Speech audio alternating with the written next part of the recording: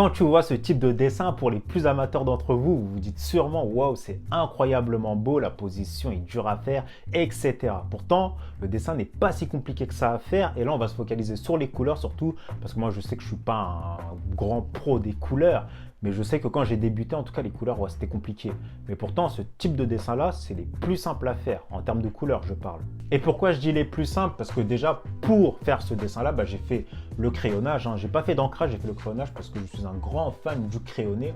En tout cas, moi, j'aime bien le style crayonnage esquisse. Et ensuite, j'ai passé aux couleurs directement. Et pour les couleurs, j'ai fait juste un aplat de couleurs pour le personnage. Donc jusque-là, c'est très simple. Tu as juste à colorier en beige la peau de la fille, en blanc son t-shirt, ses cheveux en rouge et son shirt en bleu, je crois. Et pour les cheveux, tu dois te dire mais comment j'ai fait, parce qu'il y a un dégradé au niveau des cheveux qui sont rouges, c'est un peu plus foncé en bas. Oui, je te l'accorde, là j'ai fait une petite magouille. En fait, j'ai utilisé l'outil dégradé pour pouvoir faire un dégradé forcément.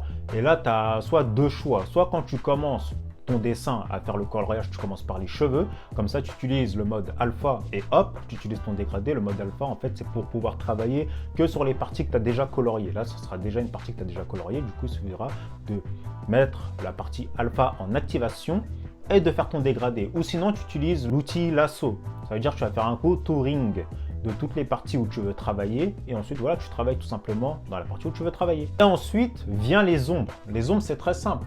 J'ai pris un nouveau calque, je l'ai mis en mode multiplié et hop, j'ai utilisé un petit peu une couleur un petit peu rose et j'ai commencé à faire les ombres.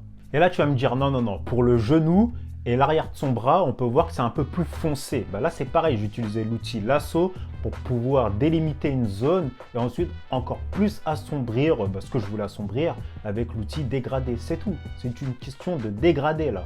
Et pour finir, tu peux voir les petits effets de lumière que j'ai fait en blanc tout simplement, au niveau du visage, des bras et même des cheveux. Bon, c'est tout, c'est super simple en vrai. J'ai utilisé une couche pour les couleurs, une couche pour les ombres et une couche pour les effets de lumière. Mais c'est très rapide à faire, du coup, toi aussi tu peux le faire.